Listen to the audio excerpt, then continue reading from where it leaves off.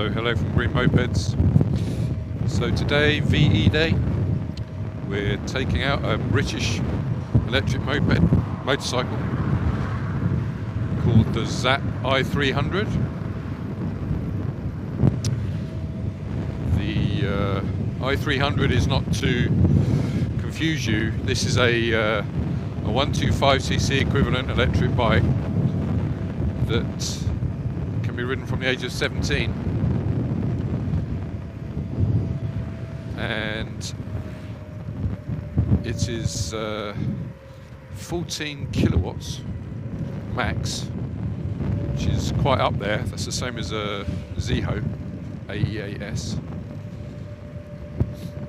In fact, like the ZAPP, it is belt driven. It has a Gates belt, tied up to 14-inch wheels front and back, with some Michelin City Grip 2s on them. It is aimed at sort of inner city commuting. It's very distinctive, the styling. It's got this sort of Z-shaped frame, exoskeleton as they call it, which is lightweight. In fact, the bike weighs 120 kilos with both the batteries on it. It's about 1.9 meters long, so 72 inches, 6 foot in old money. And the whole idea of it is that it's got the sort of latest and greatest materials and best technology in terms of how it all works. So, like I said, not many electric motorbikes come with Michelins or Pirellis or something like that. So it's just that they've decided to do, put proper tyres on it from the outset, rather than you getting some cheaper ones and then having to replace them. They're actually manufactured in Thailand, but it is a British company, although they're listed on the US Stock Exchange.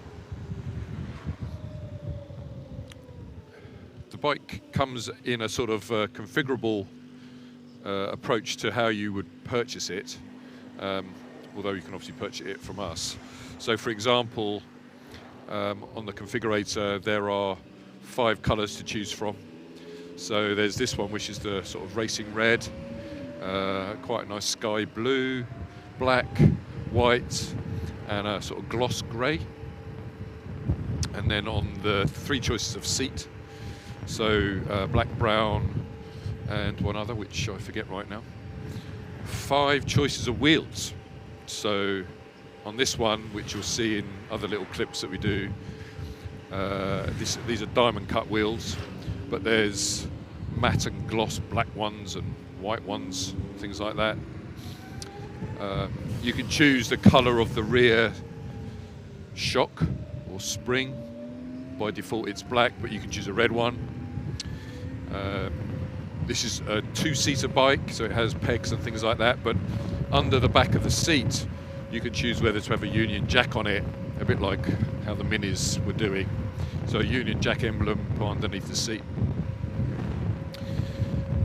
You've got 2 choices of chargers, so you've got the standard 5-amp charger or a 10-amp charger, fast charging, and that fast charging brings the charging of each battery down to an hour, which is pretty good.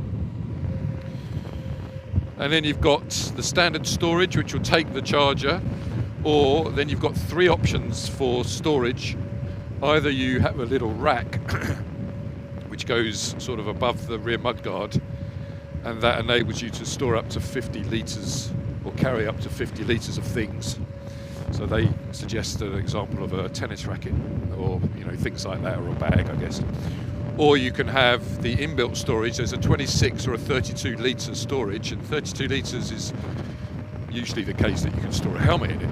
So they have thought of storage as well, which not many bikes do.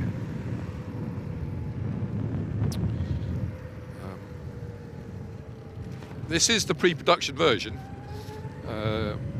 There's pre-orders being taken for the production version. But even so, you sort of get the feel that this is pretty nimble and is lightweight, and it's does react to the throttle. Obviously, because it's pre-production, I can't definitively say that everything that I'm seeing and feeling is actually how it's going to end up. But one of the things I've noticed is that the modes, there's 3 modes. There's Eco and Dynamic, I think it is, and then the high performance mode called ZAPP mode. In this version, it seems that all the modes still give you the speed, the same top speed, but it's down to how the power's delivered. I.e., you know, they're all going to get to 60, and that's a limited 60, restricted 60. But it seems that the ZAPP mode will obviously get you there quicker. Okay, so I'm not sure if that's going to be how it would be, because that would be unusual. I mean, every other bike that we've tested, the modes increase top speed, but maybe this one is for how that power is delivered. Also interestingly, and quite unusual, especially for a bike with 14 kilowatts, is that you can ride on one battery.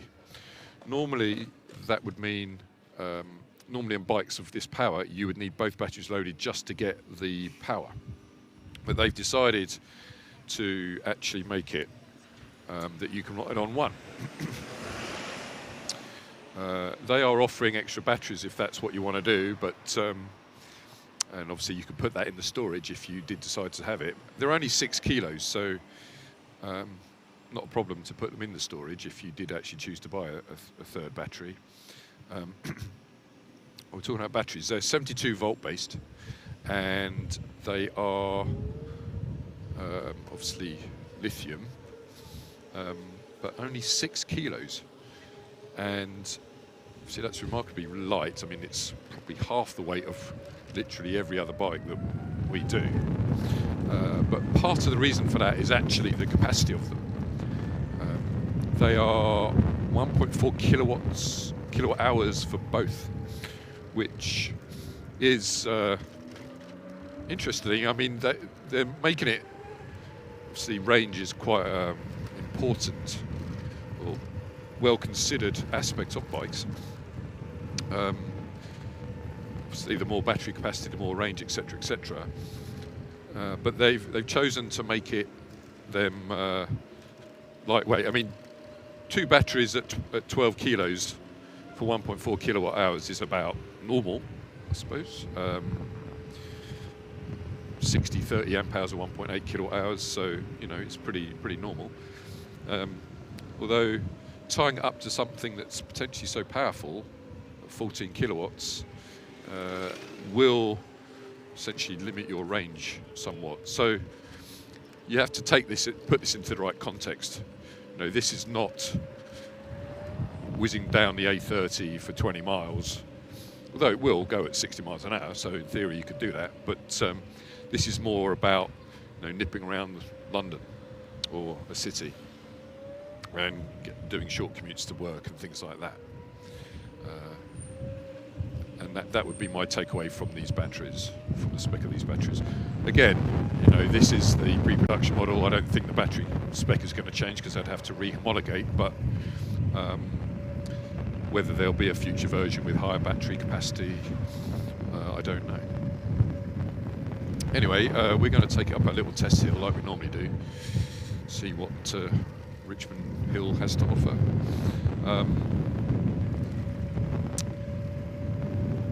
What we talk about, well, think about that. As you can see from the dash, it's a LED dash, fairly straightforward. It's got both the batteries on the left and the right.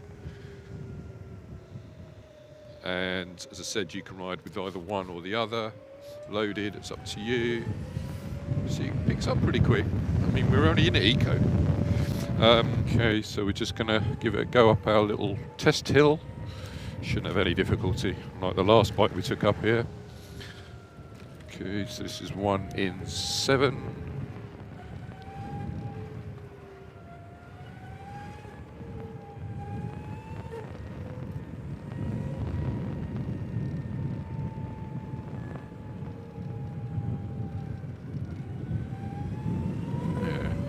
easy.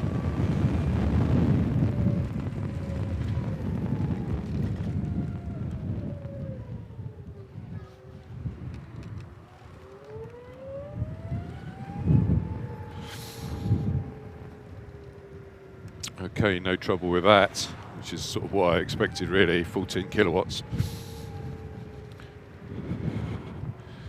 Okay, so going around the dash, as you can see, A and B. A is the top battery, B is the lower battery. We've got our modes, we've got this power consumption thing going on there, and on the right hand side we've got the battery temperature, which is a interesting stat to have. I'm not sure why necessarily you need it, but that's the way it is. And then you've got the choice of having regen on or off, and you do that through these buttons here. You can choose, for example, to switch off one of the batteries and just ride on one while both batteries are loaded, which is a unique thing that I've seen on any of the bikes that we do. I'm not sure why you would want to be fair, but anyway. Then you can change your display to light or dark, and you've got a trip counter and things like that that you can configure. Okay, then around the handlebars you've got master cylinders here, and obviously this has got front and rear discs, and the regen you can hear clicking away when you do have it on, when you start using it. Okay, so I have to say there is one thing missing, which is no USB port, which someone has brought up already. Not a big deal, but not on this bike. Whether it'll make it on the production bike, I don't know. So as you can see around the left hand side, you've got full beam. Indicators are actually built into the mirrors, so that's quite good because they're nice and high up. This is actually a two-seater, so it does have pegs, although I'd be interested to see two people, how they sit on it, because as you can see, a lot of this seat is sort of, bits that are raked forward. So on the back part, you've got quite a big incline on that, but I guess you can get two people on it. Okay, so that's pretty much it. I mean, there's not a lot to talk about. There's these bikes are, you would choose one of these bikes because of the looks to start with. It's a British company, I guess. Quite a few options in terms of style. We don't offer any other bikes have a choice of wheels. Not as part of the standard option, I can tell you that. A good choice of storage without having to have a rack and a box. Nice little touches like being able to choose the colour of the rear spring, whether you have a Union Jack under the seat, things like that. Starting price is at the moment £8,000. No grant, because there's no reason to put it on the grant, because the grant's going away. 60 mile an hour, 14 kilowatts, so pretty powerful. As I say, I'm not sure if the modes are going to stay like this, because it is a unique thing to have 3 modes that all seem to get you to top speed. It's just how they get there. If you think about other vehicles, that isn't how it works either, but maybe that's something that they'll change. Very easy to use dash layout. As I said, if there were 2 things that I'd mention, silent indicators, no USB port. The batteries are very easy to get in and out, the easiest that we've come across, because they just slot in. Battery capacity, I guess, is going to be the limiting factor on this bike, because if you want to do sort of more into city commuting down a fast road, then it would have to be quite a short journey, I would suspect, with the battery capacity the way it is. But other than that, I like riding it. I like the style of it. And if you'd like more information on it, then please feel free to contact us. And please feel free to subscribe to our YouTube channel, Green-Mopeds. And thanks very much.